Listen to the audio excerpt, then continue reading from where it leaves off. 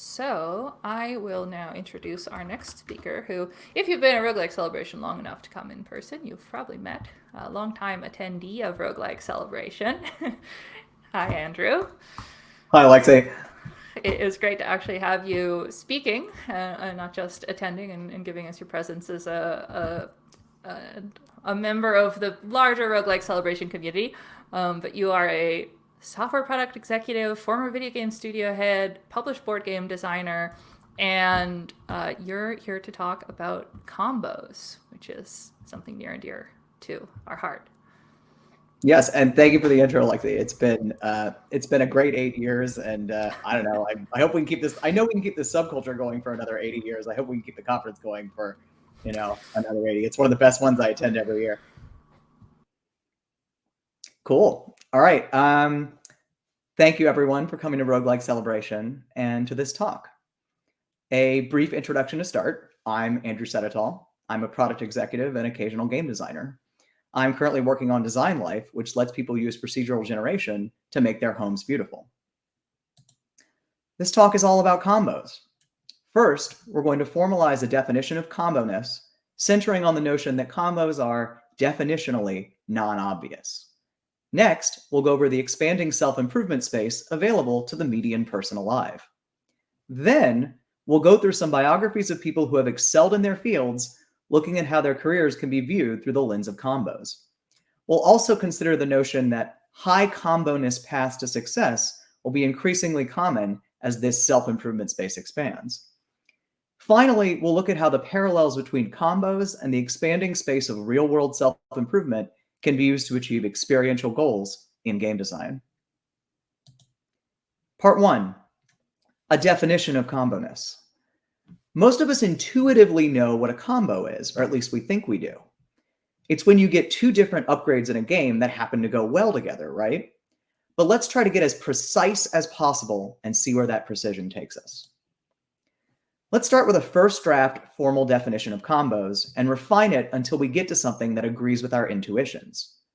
Given a set of 3 or more possible upgrades, a combo is a subset of upgrades of size greater than 1 that has a value greater than the sum of its individual parts when accounting for conditions internal to the subset. Let's take the simplest possible example of that. A game with 3 upgrades. A has value 2, B has value 1, C has value 0 unless B is also present, in which case it has value 3. Now let's say you have to pick a subset of size 2 from these 3 upgrades.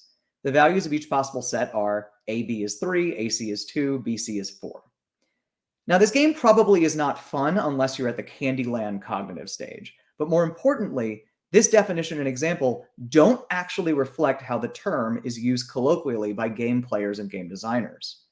It leaves a loophole for cases such as A has value 10, B has value 1, C has value 0, unless B is also present, in which case it has value 3, which leads us to AB is worth 11, AC is worth 10, BC is worth 4, in which case BC is more valuable than the sum of its individual parts, but it isn't a subset one would voluntarily choose, and therefore most people wouldn't describe it as a combo. So let's redefine our definition to given a set of 3 or more possible upgrades, a combo is a subset of upgrades of size greater than 1 that has a value that exceeds the highest unconditional value of all subsets of the same size when accounting for conditions in terms of the subset. There's still one important gap, though, between the common usage of the term combo and our examples, if not our definition. Our definition leaves open whether the conditional value is explicit or implicit. That is, whether there is a conditional value-increasing effect directly flowing from the upgrades themselves, or whether the value increase occurs implicitly after the effects of the upgrades in the subset are passed on into other game systems. Common usage of the term only includes the latter. So BC would not be a combo if this were literally the text printed on the upgrades. A has value 2, B has value 1, and so on. But if we change the text on the upgrades to the equivalent, A has value 2, B has value 1, take a foo token, and C has value 0, and also grants 3 value for each foo token, Most players of combo-centric games would now regard it as a combo. But importantly, they would regard it as not much of a combo because of how obvious it is. In fact, the less obvious a combo is, the more comboness players are likely to attribute to it. This example from Magic the Gathering that my CTO Gareth shared with me took 5 minutes to explain, and I think we can all agree, even without a live 5-minute explanation, that it appears to have a lot of comboness. This point gets us to something that will be important to drawing out the implications of combos. Combo isn't a binary property, it's a matter of degree. And the matter of degree is dependent on the non-obviousness of the combo's conditional value as much as on the conditional value itself. So let's revisit our definition one more time. Given a set of 3 or more possible upgrades, the degree of comboness of a subset of upgrades of size greater than 1 is roughly the product of the degree to which its value exceeds the highest unconditional value of all subsets of the same size and the non-obviousness of the conditional value when accounting for conditions internal to the subset. Or if you're bored of all this logical formalization, a combo is a subset of upgrades whose value is higher than what you'd get if you picked purely on unconditional value and non-obvious. Part 2. Life keeps getting more combo-located. Now let's talk about something apparently completely different from combos, the complexity of modern life. Figuring out your best life is more complicated for us than it was for, say, our hunter-gatherer ancestors. There are just a lot more options. Now, this sounds like a zero information platitude. Things were much simpler back in the old days. But let's try to put some actual structure on the complexity space of self-improvement offered to an individual over time.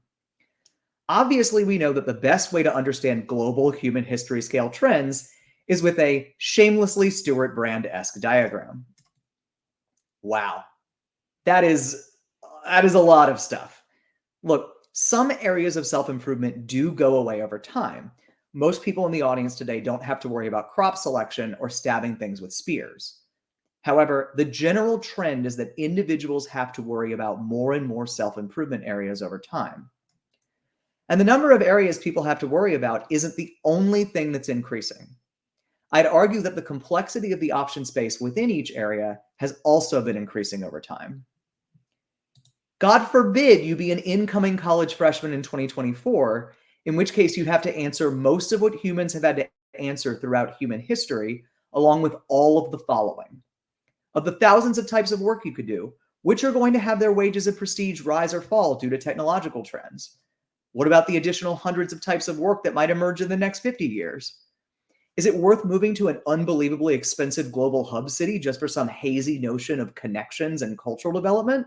Which one? Wait, which cities support which types of work? Do you want to do those types of work? The internet has shown you an endlessly shifting kaleidoscope of subcultures. Which ones are worth the time cost? The I have to consume lots of fictional media up front to belong cost. The weirdness cost. Which subcultures could you actually participate with in person in the city that you chose in the previous step? How are you going to build an understanding of the contemporary digital information landscape to avoid getting grifted, parasocialed, or addicted out of your money and time? Can you answer this question for every one of the dozens of digital platforms you have to interact with now, and the dozens of new ones you'll encounter over the course of your life? Are the subcultures you chose in the previous step making you more resistant to these threats? Less? Now, the important point here is that you can't have it all. Investment in any of these areas is relatively expensive. If you're a pre-industrial farmer and you want to learn about all the different things you can do to land to make it more productive, even determining whether you're good enough at it to justify further investment could cost you years of your life. If you're a class of 2028 college freshmen and you want to figure out the usefulness of some deep skill area you've never tried, like quantum computing or pro wrestling fandom or federal land use regulations, the cost is just as high. But it's even worse because you have so many more to choose from. We live in an increasingly post-Malthusian world, so if you get this really, really wrong, you probably won't die. but you could very well end up broke, alone, and miserable. Or even worse, you could end up average. So what's going to become much more important in this exploding possibility space? Combos. Part 3, biography as combo. Let's go back to the short definition of combos we ended up with at the end of part 1. A combo is a subset of upgrades whose value is higher than what you'd get if you picked purely on unconditional value and non-obvious. Now let's go over the biographies of 3 people who excelled in their fields by developing skills that not only didn't obviously combo together, but weren't even obviously useful in their chosen field at all. To put it another way, they acquired skills that had high conditional values, but low unconditional values, and then managed to get the conditional values to kick in. Let's start with number 1, the crate digger, a humble person trying to break into the game industry. This person has no experience. They didn't get a degree in games, and they literally have no professional connections, but they are determined. Now, to call this person's tastes in games uncommercial might be understating the case. Their favorite game is Ultima Online, and just so you know, we're not telling a story about the 1990s. This person's story starts in the early 20-teens. For those who are unfamiliar, Ultima Online looks like this. It is completely not obvious how this is of any contemporary advantage in making commercially successful games. This person is also, as people used to say in the age of vinyl records, a crate digger. Just like producers and DJs would rifle through discount crates in the backs of music stores hoping to find an awesome but unknown track to spin or to sample, this person digs through obscure mobile games to find novel gameplay experiments. We're getting warmer in terms of maybe this is a skill you'd want to have to be a commercially successful game developer, but plenty of people, of which there are certainly some in the audience of this talk, have pounded through thousands of obscure mobile games, weird hacked console ROMs, and ancient shovelware collections without spotting a single commercially viable idea. This person's career in games goes so poorly that they end up working in fast food to make ends meet. And then they do finally get a games job, but it's only sort of in games. It's working on slot machines. Now, I have a big tent view of what games are, and I, by default, regard mainstream casino games as a valid part of the broader human play experience. But among hipster indie developers, of which there are certainly none in the audience of this talk, the general perception is that the negative social value of working on casino games is one step short of leprosy. But this person still doesn't give up. One day, they play a game that's really, really fun. It's got incredibly chaotic gameplay, but the game design community doesn't seem to be aware of it because it's fairly new and only available on Android. What it seems to be missing is a really legible approach to its chaotic, large-scale battles and a better approach to its progression system. So what we have here is a passion for retro games with really weird, bad graphics, video game crate digging, and experience making slot machines. And what we get is Luca Galante, the creator of Vampire Survivors. Here are the non-obvious conditionals. Ultima Online is a wildly visually chaotic 2D real-time game using low-res assets from the late 90s. Many indie developers have adopted a pixel aesthetic because it's usually cheaper to make assets for, and also you can get people who are nostalgic for the Super Nintendo Entertainment System to give you $15. The problem with retro nostalgia game graphics is that they are normally fairly bad at showing lots of entities acting in real time, meaning that there's extremely stiff competition in the few game genres that don't have to worry about lots of entities moving in real time, namely JRPGs and platformers. However, there is a now mostly dead tradition that knew how to do that, and it's the tradition of 2D MMOs like Ultima Online. Let's actually take another look at Ultima Online next to Vampire Survivors. I don't know for sure if the developers of 20XX and Rogue Legacy and Shovel Knight and Axiom Verge and Enter the Gungeon could have pulled off A, retro console graphics, while also B, having hundreds of active entities on screen, thus solving Steam top of funnel with SNES nostalgia, while also breaking through into a totally new game genre to avoid gameplay competition. But nobody else actually did before Luca Galante. Okay, what about the crate digging? Arbitraging game genres across platforms is one of the only ways to get alpha in the investment sense in the games business. In theory, indie developers should be looking for opportunities to import emerging genres to their target platform from other platforms. But in practice, very few do. In fact, I only know less than half a dozen people who are true cross-platform inspiration magpies, and half of those are in the audience of this talk right now. The casino stuff is actually the easiest to explain. It's not, as many developers salty about Galante's success have claimed, something like, oh, the mass market is dumb, they just like randomness, it's all gambling. It is, again, an arbitrage opportunity. The proportion of attention that indie game creators pay to other platforms is out of step with the proportion of total human dollars that flow toward those platforms. The global gambling industry makes very roughly what the video games industry makes every year, and yet a minuscule number of game creators pay attention to it. There was going to be something worth importing if someone dug around, a point reinforced by the breakout success of Balatro this year. Biography number 2, the ice skater. Let's say that you're an aspiring professional ice skater. And let's say that you don't make the Olympic team and everyone tells you that your skating career is over. Your family wants you to join their pharmaceutical distribution business. You're aware of how it works, but you don't particularly like distributing pharmaceuticals. So you become a fashion journalist. You do that for about 20 years, but that doesn't mean you're necessarily prepared to do anything else. In your own words, I didn't know anything about dress design. And then you suddenly become a successful fashion designer, likely the best known bridal wear designer on the planet, within the space of a few years. I'm talking, of course, about statistically the least likely person to be mentioned in a game development talk, Vera Wang. I particularly love this example because it turns out there were non-obvious conditionals hiding at every step here. Professional ice skaters don't just learn routines. They also learn what it is like to be wearing a complicated, expensive ceremonial outfit while a large group of people stares at them for an extended period of time, like a bride. Running any kind of distribution business isn't just about merchandising and fulfillment, it's about understanding margins, inventory complexity, and turnover. Most people who try to get into the fashion industry start, as far as I can tell, with jewelry or small leather goods like handbags and end up running zero customer money pit boutiques in the West Village or Venice Beach or Hayes Valley.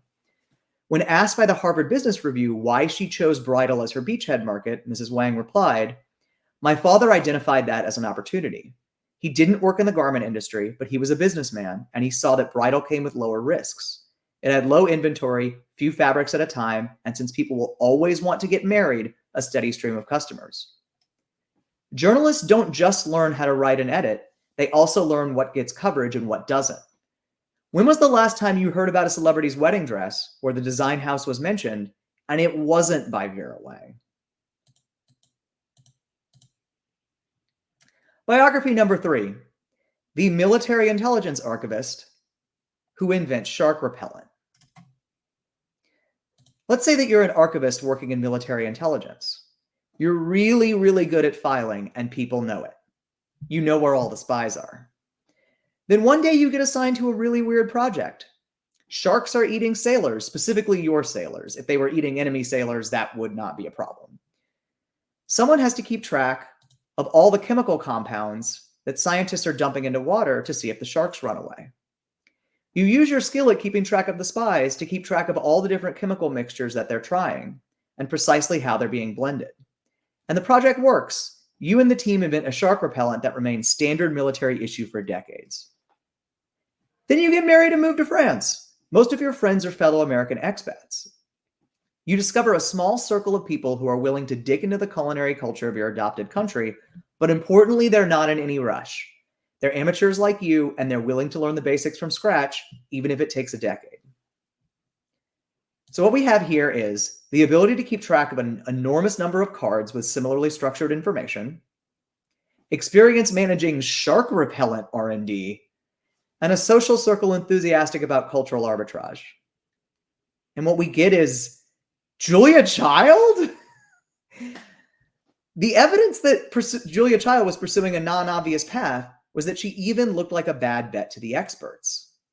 Houghton Mifflin broke their contract with her for mastering the art of French cooking because the manuscript she turned in seemed like too much of a reference work.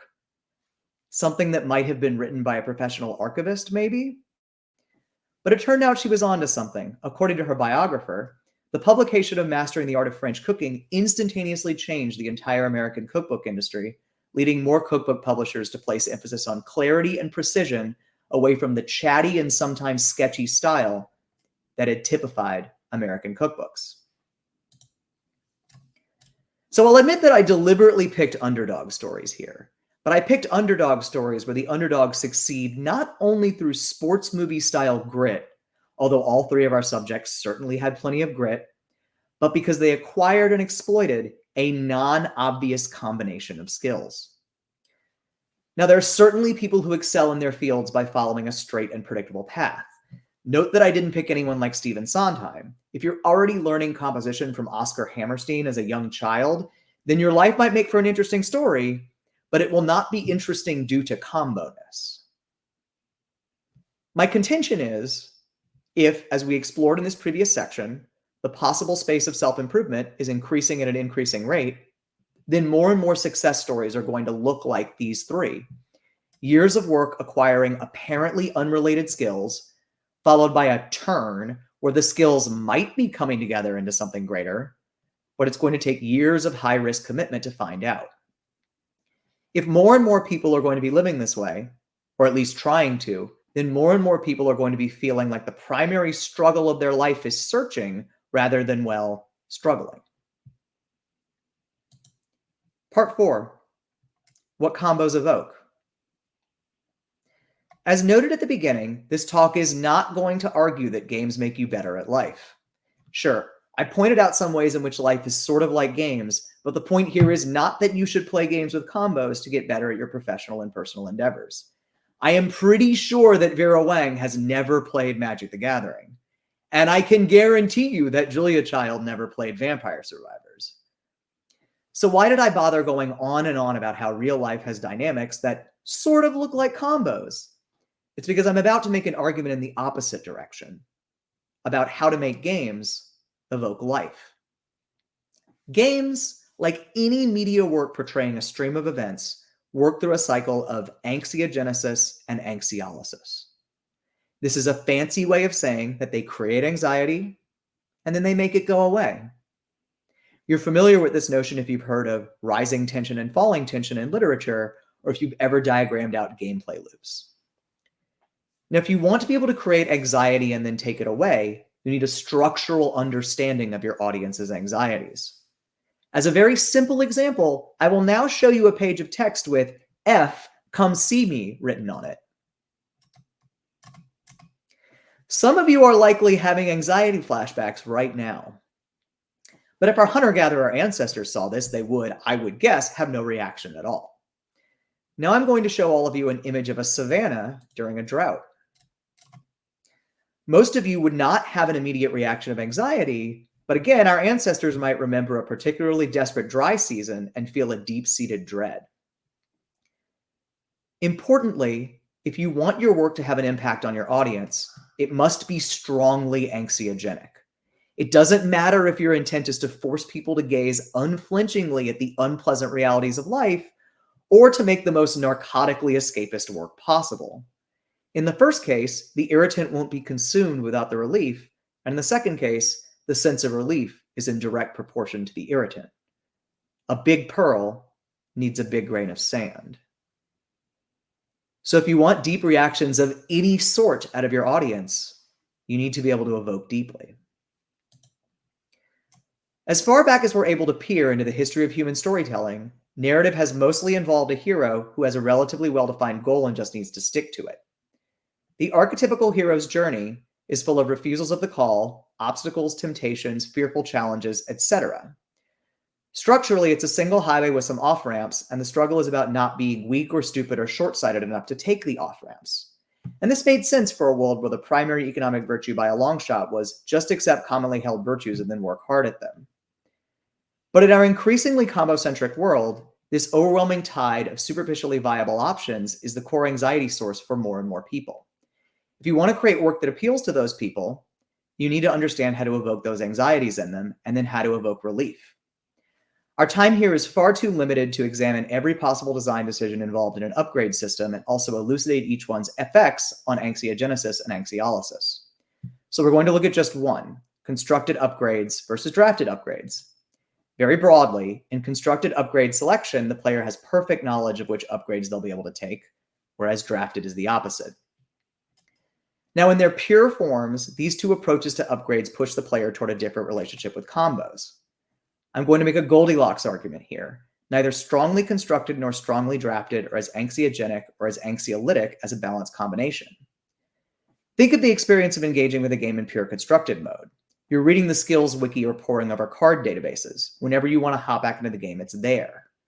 Now, think of the experience with purely random upgrade systems, something like the let's try to play with truly random blind decks, that thing that every CCG group tries exactly once and then never again. By taking decision responsibility away from you, the game makes itself less anxiogenic. Now, these two modes of engagement certainly have the ability to create anxiety, but these approaches are not going to be maximally effective at creating long-term audience engagement because they are not structurally reflective of the anxiety people feel in their everyday life. So what form is? Well, let's look back at our 3 exemplar biographies.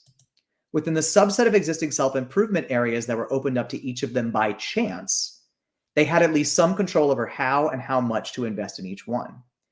We'll call the upgrade design pattern that maps to this reality the drafting mullet approach. It's drafting in the front, constructed in the back.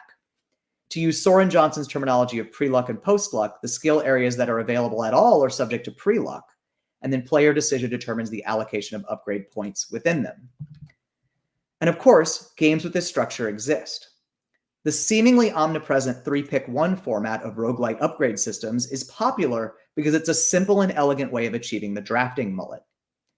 As typically implemented, it's only viable to pursue the subset of combos for which you are offered one component early enough in a run that you might still draw the others. For those combos that you actually are offered an option on, you have some freedom about how deeply you dig into each one. But there are plenty of other examples. I'll leave it as an exercise for the reader how this principle is implemented in Heroes of Might and Magic, Caves of Cud, RimWorld, and Auto Battlers. I'll also leave it as an exercise for the reader to apply this theory of anxiogenesis, anxiolysis, and combos to all the other possible elements in an upgrade system. Since we're a roguelike enjoying crowd here, I suggest the following design threads to pull on: methods of creating combo density, rarity systems, and the interaction of upgrade systems with simulationist world models. So here are your takeaways from this talk. Combos are definitionally non-obvious. Life is increasingly complex, and thus increasingly about finding combos. If your goal is for your game to reflect the anxieties and reliefs of people's real lives, design your game's upgrade system to open a subset of possible upgrade areas, but then give players freedom to choose which combos within that subset to pursue. Thank you, everyone. I guess I'll take questions in the breakout session. Excellent. Thank you, everyone hooting, hollering, having their minds blown about Julia Child in chat. It is a wild one.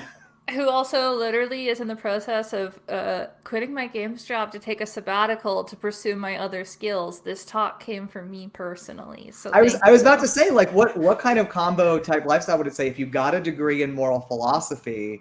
And I mean, like, you know, that would if you're not careful, Alexa, you're going to be in the V2 of this in 10 years. Listen, that's my goal, honestly. Thank you, Andrew. And yes, hopefully if people want to stick around and ask questions later, they can do that. And yeah, thank you for the fantastic presentation. Thank you for running Roguelike.